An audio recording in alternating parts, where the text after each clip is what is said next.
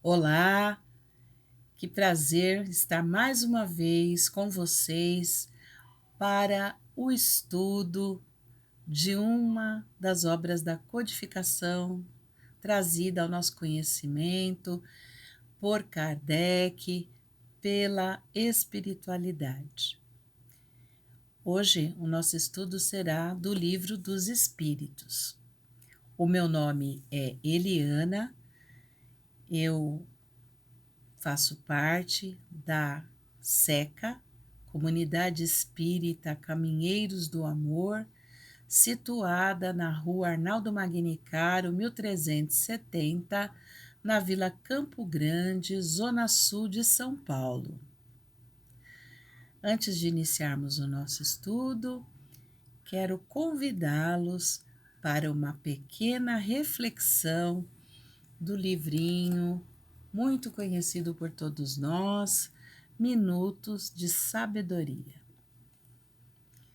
Vou ler o item 74. Sem esforço de nossa parte, jamais atingiremos o alto da montanha. Não desanime no meio da estrada, siga em frente, porque os horizontes se tornarão amplos e maravilhosos à medida que for subindo. Mas não se iluda, pois só atingirá o cimo da montanha se estiver decidido a enfrentar o esforço da caminhada. O nosso esforço é relevante, a nossa boa vontade é relevante para a jornada de vida que estamos aqui tendo a oportunidade. Cada um de nós tem algo a fazer. E este algo é muito grande, é importante, é dar conta da nossa existência, é alcançar mais e mais a nossa evolução. Já temos perdido bastante tempo, então cabe-nos aproveitar a oportunidade sem ilusões. Não dá para chegar até um ponto, parar, achar que está tudo certo, que alcançamos, que já chegamos lá. Não. Temos que vislumbrarmos, as nossas pequenas conquistas, nos alegrarmos com elas, mas seguir adiante. A tarefa é grande e árdua. Não nos iludamos. Coragem, força e fé para a gente, sempre. Agora, depois dessa pequena reflexão, quero convidá-los para fazermos a nossa prece inicial. Vamos buscar uma posição confortável, que nos ajude, auxilie na nossa elevação do pensamento ao nosso Pai, à espiritualidade amiga. Vamos lá. Pai Criador, amado Mestre Jesus, Mãe Maria e todos os espíritos amigos que nos assistem, nosso anjo de guarda. Nós elevamos o nosso pensamento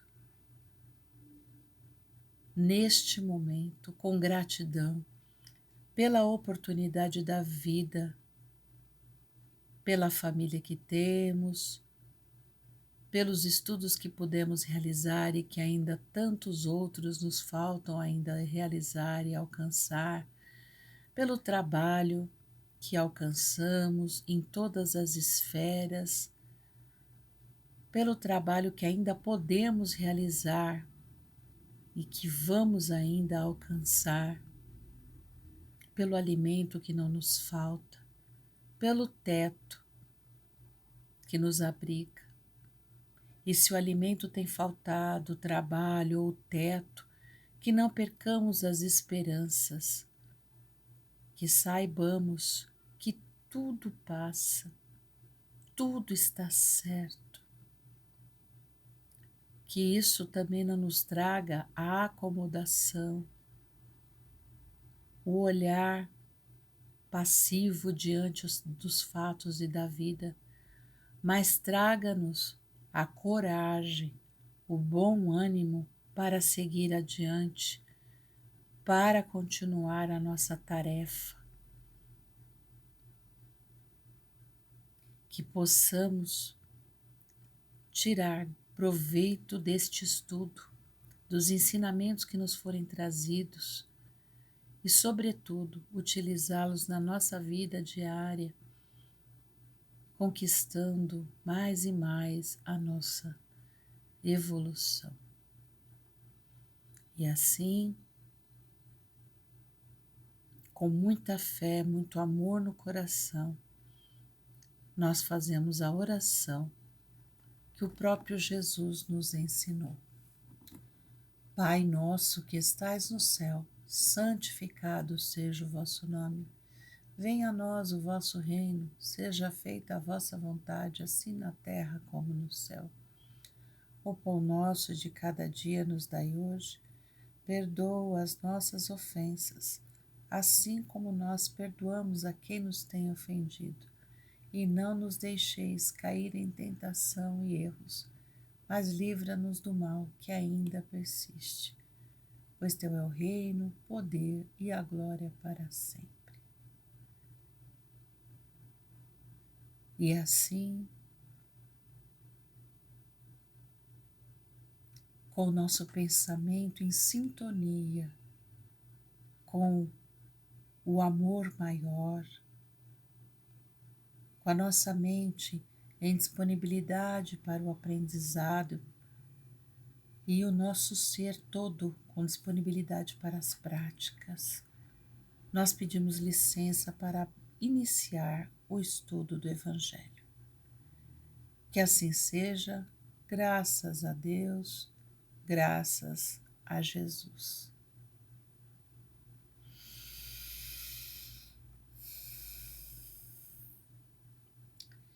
Hoje, o nosso estudo vai tratar do Livro dos Espíritos. Nós vamos tratar da quarta parte, Esperanças e Consolações. O capítulo é o 1, que trata das punições e prazeres terrenos, e o subtítulo que vamos tratar é Felicidade e Infelicidade Relativas.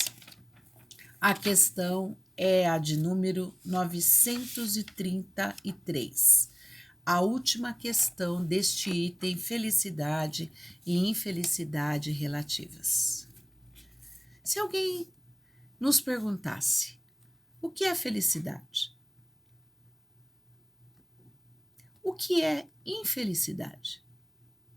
E se perguntasse para um outro irmão, um outro, teríamos as mesmas respostas? O que é a felicidade para cada um de nós? O que é a infelicidade para cada um de nós? No subtítulo que temos aqui, nos é colocado que são conceitos relativos. Ou seja, para um pode ser uma coisa, para outro pode ser outra. Envolve individualidades, envolve subjetividades, envolve maneiras diferentes de pensar, dependendo do ponto de partida, da referência. E o que a espiritualidade nos diz em relação à questão dos sofrimentos materiais e morais? É aí que nós temos na questão 933 a pergunta de Kardec à espiritualidade, onde ele recebe uma resposta que trata, do sofrimento, depois foca na inveja, no ciúme, e aí uma comparação do invejoso e do ciumento com algumas questões que nos põem a refletir. Em cima desta resposta da espiritualidade, Kardec traz um longo comentário, fazendo um desenvolvimento, né, uns acréscimos daquilo que a espiritualidade nos trouxe.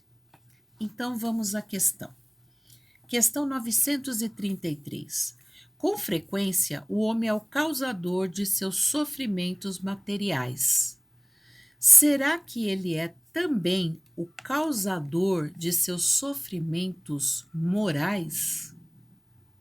A espiritualidade responde assim: às vezes, os sofrimentos materiais independem da vontade do homem, enquanto que os sofrimentos morais, como o orgulho ferido, a ambição frustrada, a ansiedade da mesquinhez, a inveja, o ciúme e todas as demais paixões, são as verdadeiras torturas da alma.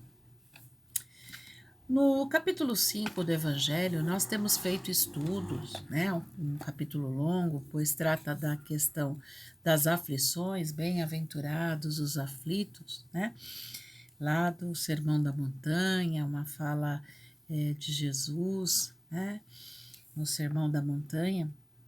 E nessa questão das aflições, dos sofrimentos, esta questão, né, que pode ser pensada também, estudada junto com o capítulo 5, né, a gente vê que o sofrimento, né, ele tanto pode enveredar pelo lado material, mas às vezes ele não depende, um sofrimento material não depende do homem, da sua vontade. No entanto, os sofrimentos morais, como eles estão ligados à questão dos sentimentos, e aí a gente pode ter o orgulho ferido, a ambição frustrada, mesquinhez, inveja, ciúme, todas as outras paixões, esses acabam se tornando verdadeiras torturas da alma. O homem traz, né, na sua encarnação, questões a reparar, traz de outras oportunidades encarnatórias. Mas aqui chegando com o seu plano, a sua programação encarnatória, muitas vezes ele, pela sua vontade, pelos pensamentos que cultiva, pelas decisões que toma através de seu livre-arbítrio, acaba se colocando em condições em que a paixão, em que o sofrimento por determinadas situações acabam afetando, né? Acabam trazendo mais sofrimento do que deveria. Então, sim, os sofrimentos morais acabam se constituindo torturas para a alma, para aquele espírito encarnado. E ele é ele que se põe nessa condição. Joana de Ângeles nos traz a seguinte mensagem para a gente pensar nessa questão de sofrimentos. Muitos sofrimentos que existem na Terra podem ser modificados desde o momento em que o ser humano altere a sua conduta emocional, dispondo-se à renovação e à coragem para os enfrentamentos inevitáveis. Sofrimentos, enfrentamentos, dificuldades teremos, mas cabe a cada um analisar, refletir e muitas vezes mudar a sua conduta, a sua forma de agir para evitar sofrimentos maiores. Continuando, a espiritualidade ainda traz a Kardec em relação aos sofrimentos materiais e sofrimentos morais, se o homem é causador ou não. E nessa continuidade da resposta, eles focam em dois sentimentos muito conhecidos do homem, do espírito encarnado, a inveja e o ciúme. Eles continuam assim: a inveja e o ciúme. Felizes são aqueles que não conhecem esses dois vermes roedores. Para aquele que sofre com a inveja e com o ciúme, não existe calma, nem repouso possível. Os objetos da sua cobiça, do seu ódio e do seu despeito se levantam diante dele como fantasmas que não lhe dão trégua e o perseguem, até durante o sono. Esse destaque da espiritualidade para inveja e ciúme não é por acaso. São ainda paixões muito próximas do espírito na condição de encarnado. E ele relembra para a gente: felizes os que não conhecem essas paixões. E compara a condição dessas paixões, da inveja e dos ciúmes, à condição de vermes roedores. O verme, né, que a gente pode pensar no seu significado, um parasita, um ser minúsculo que muitas vezes mal se vê e pode causar dano, né, no organismo. E, num outro sentido, a gente pode ver a palavra verme aparecer como algo insignificante, algo desprezível. Então, aquela paixão que corrói, que é verme, que é insignificante, que é coisa pequena, que parasita, que coloca o homem em dificuldades, estes corroem, trazem o sofrimento para este ser encarnado. E aí tiram dele a calma, o repouso. Ele passa a perturbação, a se ver afetado, né? Muitas vezes até mentalmente, por esses sentimentos. A pessoa acaba se escravizando, né? O indivíduo encarnado acaba se escravizando por conta da inveja ou por conta de ciúmes. Ah, poxa vida, mas eu queria tanto ter aquele carro, eu gostaria tanto de ter aquela casa. Porque só para mim as oportunidades não chegam, não aparecem. Eu luto tanto, eu sou tão fervoroso na fé, eu trabalho, mas para mim nada dá certo. Vejo ali aquele meu irmão, nada faz, mal trabalha, mal se esforça e as coisas para ele dão tão certo. Pois é, olha-se para o irmão, mas não olha-se para si mesmo. É importante olhar para si mesmo, reconhecer aquilo que está nos afetando. Estou numa condição de inveja. Isto não combina com os ensinamentos, com a moral do Cristo. Isto é motivo para eu buscar uma mudança, uma transformação na minha forma de pensar, na minha conduta, para não acarretar ainda mais dificuldades na minha existência. Mas eu amo tanto aquele meu namorado. Mas ele é a minha vida, ele é a minha existência. Por ele eu mato, por ele eu morro. Quem ama não pode ter estes pensamentos, estas ideias. Quem ama, ama, liberta, quer o bem do outro. O ciúme também não cabe, não combina com a moral do Cristo, que se resume, né, em 2 mandamentos: amar a Deus sobre todas as coisas e amar ao próximo como a si mesmo. Pensar na sintonia da inveja e do ciúme não combina com os ensinamentos que temos recebido.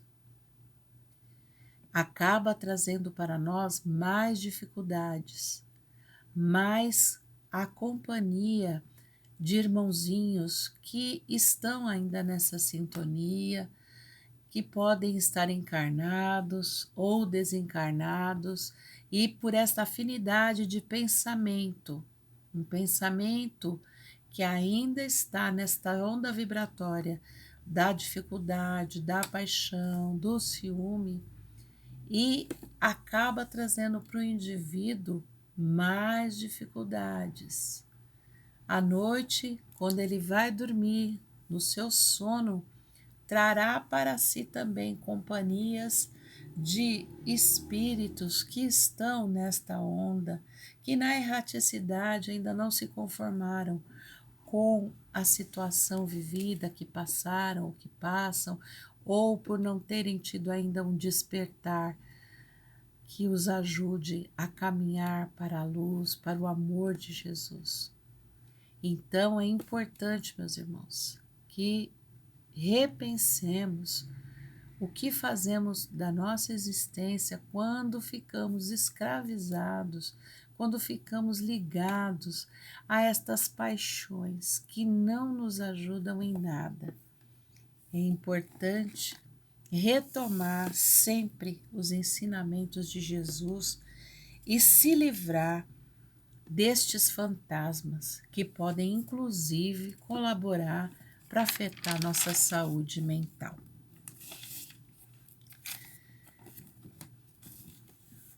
Continuando, a espiritualidade acrescenta na sua resposta a Kardec o seguinte: o invejoso e o ciumento vivem num estado de febre contínua. Será essa uma situação desejável? Será que o homem não compreende que com as suas paixões ele cria para si mesmo sofrimentos voluntários e que a terra torna-se para ele um verdadeiro inferno? Gente. Muito tempo atrás, eu lembro que tinha uma historinha da cobrinha que vivia perseguindo o vagalume. E ela ia com muita rapidez, mas o vagalume voava e conseguia fugir dela. Até que um dia o vagalume se cansou. Ele cansou de tanto voar, tanto tentar um esconderijo aqui e acolá, e a cobrinha sempre ali no encalço dele. Então, o vagalume decidiu enfrentar aquela situação. Parou diante da cobrinha, fez assim com a mãozinha e disse: olha, já sei, cansei, você não para de me perseguir, você quer me comer, eu já sei que a minha vida vai terminar aqui contigo. Mas, por favor, antes de que minha vida termine, de que tudo se acabe, por favor, me responde. Por que você tanto me persegue? Por que você não para de me seguir, fica atrás de mim nessa loucura toda? Não aguento, tô cansado. Chega. O que ocorre? E a cobrinha respondeu: é que eu não suporto o brilho da sua luz. Gente, quantos estão por aí à semelhança da cobrinha e do vagalume nessa situação de gato e rato, incomodados com o brilho do outro? Temos sido mais cobra? Temos sido mais vagalume? Como está a nossa sintonia? Como estão os nossos pensamentos? Com o que nos afinamos mais? É importante esta reflexão, encarar de frente, não se esconder, não dizer que não está acontecendo, mas tomar atitudes, mudar, estar mais afinado com os ensinamentos do Cristo. O invejoso e o ciumento, entre outras tantas paixões, mas a espiritualidade foca aqui, são ainda sentimentos muito, né, existentes aqui no encarnado. Ele vive nessa febre contínua, nesse tormento. E a espiritualidade pergunta: será que é desejável isso? Será que ele não entende que essas paixões acabam trazendo para ele, né, espírito encarnado, mais sofrimentos e sofrimentos voluntários? Deus nos facultou, nos deu livre-arbítrio. Nós podemos escolher no que focar, no que fazer, né? Como a vida pode se tornar mais leve, mais harmoniosa, mesmo diante de alguma dificuldade que possamos passar, ou de várias. Lembrando que a dor para nós é uma professora, um instrumento amoroso do Pai. A Terra já é um mundo de provas e expiações. Ela caminha para a regeneração, mas ainda não chegou lá. Ainda temos muitas questões aqui a superar. Não precisamos nos atormentar de forma que as condições aqui ainda fiquem piores ou mais difíceis do que já são, pela própria característica do planeta e nossa mesmo, né? Das bagagens que trazemos de outras existências para reparar. Não precisamos conquistar mais outras tantas e nos pormos em mais e mais dificuldades. Bem, minha gente, Kardec faz um comentário longo sobre esta questão, né? Ele faz este comentário que eu sugiro a todos uma leitura mais apurada diante do tempo que temos aqui, né, para o estudo. E nós também podemos estudar, né, no nosso Evangelho segundo o Espiritismo, no capítulo 5, como eu já citei, de Bem-aventurados os aflitos, no item 4, que trata das causas atuais das aflições. Lá também encontraremos mais material que poderá nos ajudar na compreensão desta questão, deste item. Em nosso estudo, nós também encontramos um material, né, que fala sobre uma possibilidade terapêutica de vencer a inveja e até, por que não, vencer outras tantas paixões.